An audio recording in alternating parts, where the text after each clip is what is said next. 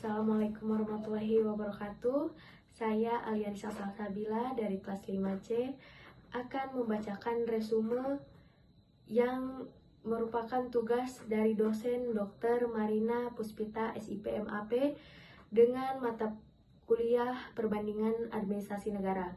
Di sini saya akan membacakan buku yang mengenai perbandingan administrasi negara dengan judul Paradigma Perbandingan Administrasi Negara, Tujuan dan Kegunaan Perbandingan Administrasi Negara, yang ditulis oleh Rahma Al-Ahsani MAP. Paradigma administrasi negara diartikan sebagai cara pandang, nilai, metode, dan prinsip dasar dalam memahami suatu ilmu, dan prinsip dasar dalam memahami administrasi negara. Paradigma berkembang seiring perubahan zaman. Menurut Thomas S. Kuhn, paradigma merupakan kerangka berpikir yang dianut komunitas ilmiah pada periode tertentu. Pada awal perkembangannya, administrasi negara masih menyatu dengan ilmu pemerintahan yang berorientasi pada pendekatan struktural dan institusional. Pendekatan ini bersifat legislatif, formal, dan statis karena lebih menekankan pada pembagian kekuasaan antara lembaga legislatif, eksekutif, dan yudikatif. Seiring perkembangannya zaman, administrasi negara mulai mengalami krisis definisi, sebagaimana dikemukakan oleh Nicholas Henry. Hal ini menunjukkan bahwa administrasi negara merupakan disiplin yang dinamis dan terus berkembang. Pergeseran paradigma terjadi dari pendekatan klasik menuju pendekatan yang lebih modern dan kontekstual, yang memperhatikan aspek sosial, budaya, politik, dan ekonomi. Perubahan paradigma ini menunjukkan bahwa administrasi negara tidak bersifat tetap, melainkan selalu menyesuaikan diri dengan perubahan lingkungan global dan kebutuhan masyarakat. 2. Konsep dan ruang lingkup perbandingan administrasi negara. Perbandingan administrasi negara adalah studi yang membandingkan sistem administrasi publik di berbagai negara untuk mengetahui persamaan dan perbedaannya. Kajian ini mencakup struktur birokrasi, sistem pemerintahan, sistem pelayanan publik, hubungan antara pemerintah publik, hubungan antara pemerintah pusat dan pemerintah daerah, efektivitas serta efisiensi administrasi. Perbandingan dilakukan dengan tujuan memahami bagaimana faktor budaya, politik, ekonomi, dan sejarah memengaruhi sistem administrasi suatu negara. Dengan demikian, studi ini tidak hanya bersifat teoritis, tetapi juga aplikatif dan strategis. Yang ketiga, tujuan perbandingan administrasi negara, yaitu tujuan utamanya perbandingan dari administrasi negara meliputi mengidentifikasi persamaan dan perbedaan sistem administrasi antar negara. Yang kedua, menemukan sistem yang paling efektif dan efisien dalam mencapai tujuan negara. Yang ketiga, menjadi bahan pertimbangan dalam reformasi birokrasi. Yang keempat, paradigma dan pendekatan dalam perbandingan administrasi negara. Dalam kajian perbandingan administrasi negara, terdapat beberapa paradigma utama. Yang pertama yaitu fungsionalisme. Paradigma ini memandang administrasi negara sebagai suatu sistem yang terdiri dari bagian-bagian yang saling bergantung.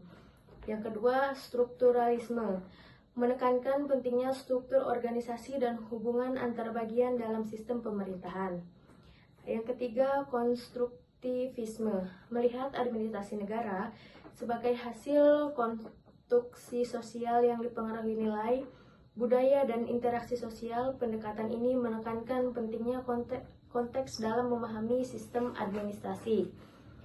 Yang kelima, kegunaan perbandingan administrasi negara terdiri dari 4 bagian. Perbandingan administrasi negara memiliki kegunaan yang pertama sebagai alat evaluasi dan inovasi pelayanan publik. Yang kedua, memperbaiki kelemahan dalam birokrasi nasional. Yang ketiga, menjadi bahan pengembangan kebijakan publik. Yang keempat, memberikan wawasan global kepada akademisi dan praktisi pemerintahan. Yang keenam, contoh penerapan perbandingan. Buku ini memberikan contoh perbandingan antara Indonesia dengan Amerika Serikat. Mengapa? Karena keduanya menganut sistem presidensial, namun memiliki perbedaan dalam pelaksanaan pemisahan kekuasaan, mekanisme pengawasan, serta hubungan antara eksekutif dan legislatif. Indonesia memiliki sistem presidensial dengan desentralisasi melalui otonomi daerah, sedangkan Amerika Serikat menerapkan pemisahan kekuasaan yang sangat tegas antara eksekutif, legislatif, dan yudikatif. Contoh ini menunjukkan bahwa sistem pemerintahan yang sama dapat menghasilkan praktik administrasi yang berbeda karena dipengaruhi oleh sejarah, budaya politik, dan struktural sosial masing-masing negara. Nomor 7 yaitu tantangan dan peluang. Tantangannya terdiri dari perbedaan sistem politik dan budaya. Kedua, kesulitan dalam pengukuran kinerja secara objektif. Yang ketiga, perbedaan indikator dan data antar negara. Yang keempat, bias dalam interpretasi hasil perbandingan. Peluang mempunyai meningkatkan kualitas birokrasi, mendorong inovasi administrasi publik, memperkuat kerjasama internasional, yang terakhir mengembangkan teori administrasi negara yang lebih kontekstual. Dari resume buku yang sudah saya baca, saya memberikan kesimpulan yaitu perbandingan administrasi negara merupakan pendekatan penting dalam studi administrasi publik modern dengan memahami berbagai sistem pemerintahan di dunia. Studi suatu negara dapat mengevaluasi dan memperbaiki sistemnya sendiri. Studi ini tidak hanya memperkaya teori administrasi negara, tetapi juga memberikan kontribusi nyata dalam meningkatkan efektivitas pemerintahan dan kualitas pelayanan publik.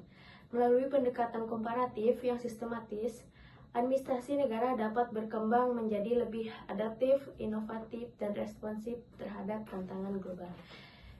Sekian presentasi dari saya. Terima kasih atas perhatiannya. Wassalamualaikum warahmatullahi wabarakatuh.